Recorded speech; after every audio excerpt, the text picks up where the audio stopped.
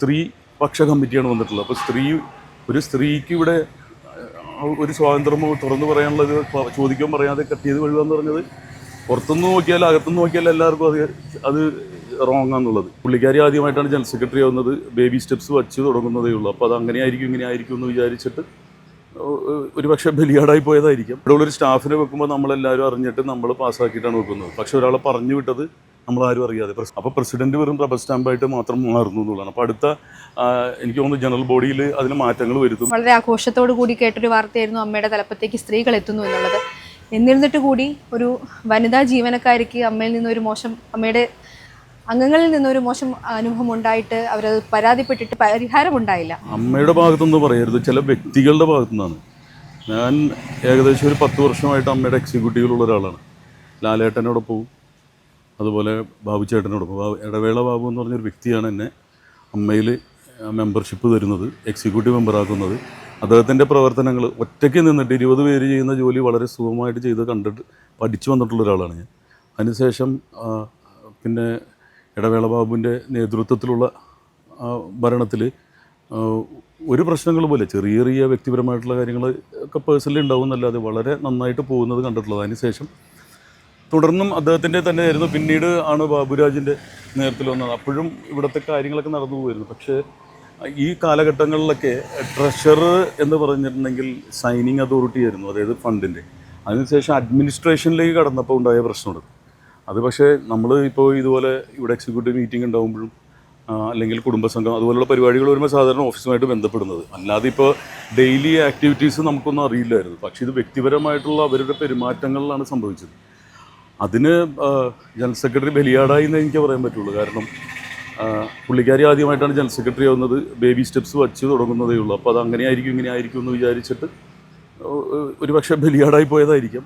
പക്ഷെ അത് തുടക്കം മുതൽ ആ വ്യക്തി എൻ്റെ അടുത്ത സുഹൃത്താണ് ട്രഷറർ. പക്ഷെ അദ്ദേഹം ചെയ്യുന്ന ഓരോ പ്രശ്നങ്ങളും, അതായത് ഇവിടെ നടക്കുന്ന ഓരോ ഒപ്പിടലിന് വരെ തെറ്റുകൾ സംഭവിച്ചപ്പോൾ അത് ചൂണ്ടിക്കാണിക്കപ്പെടുമ്പോൾ അത് പേഴ്സണലി അക്യൂസ്ഡ് ആയിട്ട് വിചാരിക്കുകയും പല പ്രശ്നങ്ങൾ, അതായത് ഇവിടെ നടക്കുന്ന ഓരോ ദൈനംദിന ചെലവുകളുടെ വരെ കണക്കുകൾ കൃത്യമായിട്ട് എത്താണ്ടിരുന്നപ്പോഴും പല അസ്വാസ്ഥ്യങ്ങളും ഇതിൻ്റെ ഉള്ളിലുണ്ടായിട്ടുണ്ട്. അത് പലതവണ റിപ്പീറ്റ് ചെയ്ത് അക്കൗണ്ട്സ് കമ്മിറ്റി ജോയി മാത്യു കൈലാഷ് അവർ പലതവണ റിപ്പീറ്റഡായിട്ട് അക്കൗണ്ട്സ് ചോദിക്കുമ്പോൾ അത് കറക്റ്റായിട്ട് പ്രസൻറ്റ് ചെയ്യാൻ പറ്റാതെ വരിക. വ്യക്തിപരമായിട്ടല്ല ഞാൻ പറയുന്നത്. അപ്പോൾ അതൊന്നും ഇപ്പോൾ ഇവിടെ ഒരു ബൾബ് മാറ്റിയാൽ വരെ ഓരോ മീറ്റിങ്ങിനും കൃത്യമായിട്ട് പറഞ്ഞുകൊണ്ടിരുന്ന ഇടവേള ബാബു ചേട്ടൻ്റെ നേതൃത്വത്തിലുള്ള കമ്മിറ്റിയിൽ ഇരുന്നിട്ടുള്ള എനിക്ക് പലതിനും ചോദ്യങ്ങൾക്ക് ഉത്തരങ്ങൾ ഉണ്ടായിരുന്നില്ല. പലതും സ്വന്തമായിട്ട് തീരുമാനങ്ങൾ എടുക്കുന്നു, ഇല്ലീഗലായിട്ടുള്ള തീരുമാനങ്ങൾ. അതായത് ഇവിടെ ഉള്ളൊരു സ്റ്റാഫിനെ വെക്കുമ്പോൾ നമ്മളെല്ലാവരും അറിഞ്ഞിട്ട് നമ്മൾ പാസ്സാക്കിയിട്ടാണ് വെക്കുന്നത്. പക്ഷെ ഒരാളെ പറഞ്ഞു വിട്ടത് നമ്മളാരും അറിയാതെ, പ്രസിഡന്റ് ഉൾപ്പെടെയുള്ളവരറിയാതെ പറ്റിയ ചെറുതല്ല, അത് വലിയ തെറ്റുകൾ തന്നെയാണ്. അവർ ചെയ്ത തെറ്റോ ശരിയോ എന്നുള്ളതല്ല, അവരെ പറഞ്ഞു വിട്ട രീതിയിലാണ് നമ്മൾ പറയുന്നത്. അവർ ചെയ്ത കാര്യങ്ങൾ നമുക്ക് സാവധാനം പരിഗണിക്കപ്പെടാവുന്നതാണ്. അത് തൽക്കാലം മാറ്റി നിർത്തിയിട്ടോ അല്ലെങ്കിൽ അന്വേഷിക്കുന്നതിന് പകരം അപ്പം തന്നെ ടെർമിനേറ്റ് ചെയ്തു, അത് റിവോക്ക് ചെയ്തു. അപ്പോൾ അതെല്ലാം ഇല്ലീഗലായിട്ട് വന്നത് ഒരു മിസ്റ്റേക്കായിട്ട് അറിയുകയും അതിനെതിരെ പ്രതികരിക്കുകയാണ് ചെയ്തത്. അല്ലാണ്ട് ഒരു വ്യക്തിയോടുള്ള ദേഷ്യമോ അല്ലെങ്കിൽ ഞങ്ങളുടെ കൂടെയുള്ള ഒരാളെ ഒറ്റപ്പെടുത്തുകയോ ഒന്നുമല്ല ചെയ്തത്. പ്രത്യേകിച്ച് സ്ത്രീ പക്ഷ കമ്മിറ്റിയാണ് വന്നിട്ടുള്ളത്. അപ്പോൾ ഒരു സ്ത്രീക്ക് ഇവിടെ ഒരു സ്വാതന്ത്ര്യമോ തുറന്നു പറയാനുള്ളത് ചോദിക്കാൻ പറയാതെ കട്ട് ചെയ്ത് വഴുകാന്ന് പറഞ്ഞത് പുറത്തുനിന്ന് നോക്കിയാൽ അകത്തുനിന്ന് നോക്കിയാൽ എല്ലാവർക്കും അത് റോങ് ആണെന്നുള്ളത്. അത് തിരുത്തപ്പെട്ടു. അപ്പോൾ ഇനി സമാധാനപരമായിട്ട്, അതായത് ഇത് സംഘടന നിലനിൽക്കേണ്ടത് കുറേ അമ്മമാർ അച്ഛന്മാർ എനിക്കറിയാവുന്നത്. ഞാൻ വളരെ പേഴ്സണലായിട്ട് സിനിമ എന്ന് പറയുമ്പോൾ അതിൽ ഓവർ പെയ്ഡായിട്ട് ജീവിക്കുന്നവരാണ്. ഇന്ന് പുറത്ത് വെറുതെ ആവശ്യമില്ലാതെ ഒരു ലക്ഷറി തന്നെ വരും. ഒരുപാട് ഞാനൊക്കെ സാധാരണ കുടുംബത്തിൽ നിന്ന് വന്നിട്ട് ഒരു പവർ കമ്മിറ്റി ഇവിടെ ഉണ്ടായിരുന്നില്ല. എനിക്ക് ഇത്രയും നാൾ ഇവിടെ നിൽക്കാൻ സാധിച്ചെങ്കിൽ എല്ലാ സ്വാതന്ത്ര്യം ഉള്ളതുകൊണ്ട് തന്നെയാണ്. അപ്പോൾ എല്ലാ സ്വാതന്ത്ര്യങ്ങളും ഉണ്ട്. പക്ഷേ ചെറിയ ചെറിയ വ്യക്തിപരമായിട്ടുള്ള ചില കാര്യങ്ങൾ വലുതാക്കി വീർപ്പിച്ചിട്ടത് അമ്മയുടെ തെറ്റായിട്ട് കാണുക. ഏതൊരു സാധാരണ ജനത്തിന് കിട്ടുന്ന നീതി ഇവിടെ നടപ്പിലാക്കും. ജനറൽ സെക്രട്ടറി ഇതുവരെയും ഈ ഒരു വിഷയത്തിലും പ്രതികരിച്ചിട്ടില്ല. പ്രധാനമായിട്ടും പരമേശ്വരന്റെ പേരാണ് പല ആരോപണങ്ങളിലും ഉയർന്നു കേൾക്കുന്നത്. ഇതുവരെയും പ്രതികരിക്കാനും തയ്യാറായിട്ടില്ല. അപ്പോൾ നമ്മൾ എന്താണ് മനസ്സിലാക്കേണ്ടത്? ജനറൽ സെക്രട്ടറി പറയാനുള്ള ജനറൽ സെക്രട്ടറി തന്നെ പറയുക, അതിൻ്റെ ക്ലാരിഫിക്കേഷൻ കൊടുക്കുക. എന്തായാലും ഇപ്പോൾ പോലീസിൻ്റെയും കോടതിയിലേക്ക് പരിധിയിലായതുകൊണ്ട് അവർ തന്നെ തീരുമാനിക്കട്ടെ. അമ്മ നന്നായിട്ട് തന്നെ പോയിക്കൊണ്ടിരിക്കും. 2 വ്യക്തികൾ മാത്രം ഈ അധികാര സ്ഥാനത്ത് ഇരുന്നു കൊണ്ട് ചില കാര്യങ്ങൾ ചെയ്യുന്നു എന്നുള്ളതും പ്രസിഡന്റോ മറ്റ് കമ്മിറ്റി അംഗങ്ങളോ എക്സിക്യൂട്ടീവ് കമ്മിറ്റി അംഗങ്ങളോ ഒന്നും അറിയുന്നില്ല എന്നുള്ളതാണ്. അത് ബൈലോൻ്റെ ഒരു പ്രശ്നമുണ്ട്. അതിൻ്റെ അത് ബൈലോ തിരുത്തപ്പെടും, അത് മാറ്റണമെന്നാണ് പറയുന്നത്. പണ്ട് പ്രസിഡൻ്റായിട്ടിരിക്കുന്നത് ഇപ്പോൾ ലാലേട്ടനോ ഇന്നസെൻറ്റേട്ടനോ വളരെ തിരക്കുള്ളതുകൊണ്ട് ജനറൽ സെക്രട്ടറിക്ക് മാത്രമാണ് ഏറ്റവും കൂടുതൽ അധികാരം അടിച്ചേൽപ്പിച്ചിരുന്നത്, ബൈലോയിൽ അധികാരം കൊടുത്തിരുന്നത്. അപ്പോൾ പ്രസിഡന്റ് വെറും റബ്ബർ സ്റ്റാമ്പായിട്ട് മാത്രം മാറുന്നു എന്നുള്ളതാണ്. അപ്പോൾ അടുത്ത എനിക്ക് തോന്നുന്നു ജനറൽ ബോഡിയിൽ അതിന് മാറ്റങ്ങൾ വരുത്തും. ഇതിൽ ഓഫീസ് ബെയറേഴ്സ് ആയിട്ടുള്ള വൈസ് പ്രസിഡന്റിനും ജോയിൻറ്റ് സെക്രട്ടറിക്കുള്ള ഓഫീസാണ് ശരിക്കും ഇപ്പോൾ ട്രഷറർ ഇരുന്നത്. അപ്പോൾ ജോയിൻറ്റ് സെക്രട്ടറി ഇപ്പോൾ രാജിവെച്ചല്ലോ. അപ്പോൾ അങ്ങനെയുള്ള ചില തെറ്റുകളുണ്ട്. അപ്പോൾ അതൊക്കെ ക്ലിയർ ചെയ്തിട്ട് ക്ലാരിറ്റി ആയിട്ട് അടുത്ത ഇപ്പോൾ ഒരു വർഷമല്ലേ ആയിട്ടുള്ളത്, നമ്മൾ ഒരിക്കലും തകർന്നു പോകാൻ ആരും അനുവദിക്കില്ല. നമ്മൾ ഒന്നിച്ച് തന്നെ നിൽക്കും. ഇതിൻ്റെ കറക്ഷനാണ്, നമ്മൾ കറക്ഷൻ്റെ ആൾക്കാരായിട്ടാണ് ഞാൻ നിൽക്കുന്നത്. ഞാനൊക്കെ ഇവിടെ വർഷങ്ങളായിട്ട് ആ സ്ഥാനം ഈ സ്ഥാനം വേണമെന്ന് പറഞ്ഞ് നിൽക്കുന്നില്ല, കറക്റ്റീവായിട്ട് നിൽക്കും, സത്യത്തിൻ്റെ കൂടെ നിൽക്കും, അതിനുവേണ്ടി ഫൈറ്റ് ചെയ്യാറുണ്ട്. ഈ അൻസിബയുടെ രാജി അത് പ്രസിഡന്റ് പറഞ്ഞത് വർക്കിന്റെ തിരക്കുകൊണ്ടെന്നാണ്. അത് അൻസിബയാണ് പറയേണ്ടത്. എനിക്കറിയില്ല, മാനസികമായിട്ട് നമ്മളിവിടെ പരസ്പരം വിഷമങ്ങളുണ്ടെങ്കിൽ അത് പറഞ്ഞു തീർക്കാറാണ് പതിവ്. ഞങ്ങൾ എക്സിക്യൂട്ടീവ് മെമ്പേഴ്സ് തമ്മിൽ പ്രശ്നങ്ങളുണ്ടെങ്കിലും അത് സൗഹൃദമായിട്ടാണ്, അല്ലാണ്ട് പ്രതിപക്ഷം വലതുപക്ഷം എന്ന് പറഞ്ഞ് രാഷ്ട്രീയം ഇവിടെ കുത്തിക്കയറ്റിയിട്ടില്ല. എനിക്ക് എത്തിക്കയറ്റാൻ സമ്മതിക്കില്ല.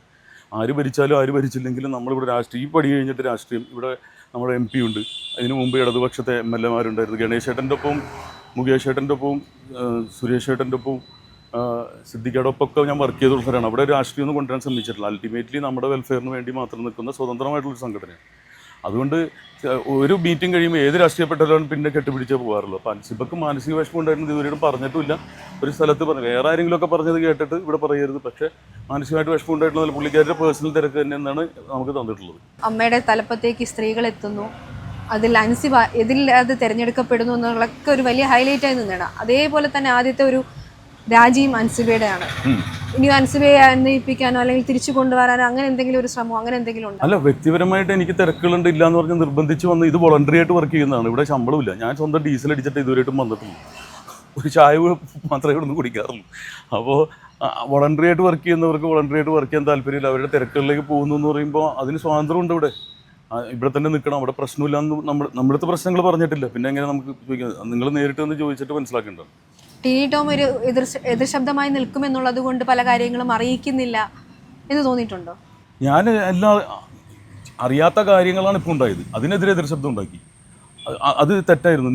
കാരണം എക്സിക്യൂട്ടീവ് മെമ്പർ അറിയാതെ ഒരാളെ പുറത്താക്കും. ഒരാൾ പോലും അല്ല, എല്ലാവരും അറിഞ്ഞിട്ട് തന്നെയാണ് പുറത്താക്കേണ്ടത് ഒരു സ്റ്റാഫിന്. അതിനെതിരെ ശബ്ദം ഉണ്ടാക്കിയിട്ടുണ്ട്. ഞാനിവിടെ ഏതൊക്കെ ഒരു പൊളിറ്റിക്സിലും ഞാൻ നിന്നിട്ടില്ല. എന്തൊക്കെ ഉണ്ടായിട്ടുണ്ടോ എനിക്കിതുകൊണ്ട് കാരണം 10 പൈസ ലാഭം ഉണ്ടായിട്ടില്ല, ഒരു ഇതുണ്ടായിട്ടില്ല. പക്ഷേ എൻ്റെ ആത്മസംതൃപ്തിയാണ് എൻ്റെ അമ്മമാരെ എൻ്റെ അപ്പന്മാരെയൊക്കെ ഇവിടെ സേവിക്കാൻ പറ്റുന്നുള്ളത്.